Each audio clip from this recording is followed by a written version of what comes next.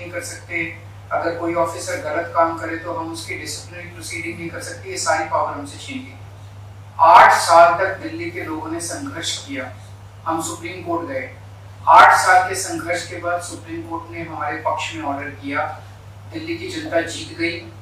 लेकिन जैसे ही ऑर्डर आया सुप्रीम कोर्ट का, 1 हफ्ते के बाद इन्होंने ऑर्डिनेंस लाके जो सुप्रीम कोर्ट का ऑर्डर था उसको उन्होंने पलट दिया, और उस दिन पलटा जिस दिन सुप्रीम कोर्ट वेकेशन पे जा रहा था। इसका मतलब इनके दिल में काला था, इन्हें पता था कि अगर सुप्रीम कोर्ट होता तो अगले दिन उसके ऊपर स्टे लग गया था, तो इनका ऑर्डिनेंस गलत है।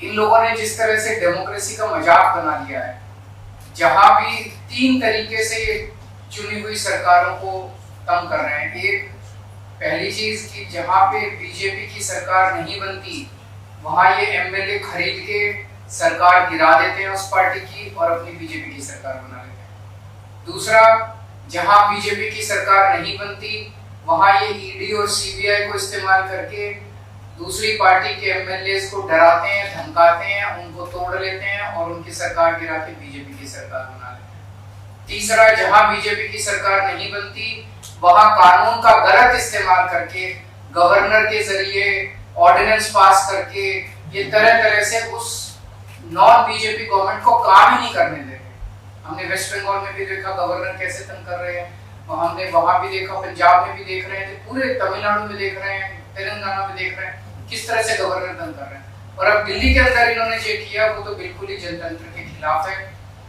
एक तरह से ये बोल रहे हैं कि हम सुप्रीम कोर्ट को भी नहीं मानते, तो ये इनको बहुत ज्यादा अहंकार हो गया है, और अहंकार जब हो जाता है आदमी को तो फिर वो बहुत स्वार्थी हो जाता है, फिर वो देश के बारे में नहीं सोचता। तो मैं समझता हूँ कि आने वाले समय में देश की जनता को ये देख के अब इस अहंकारी सरकार को हटाना चाहिए।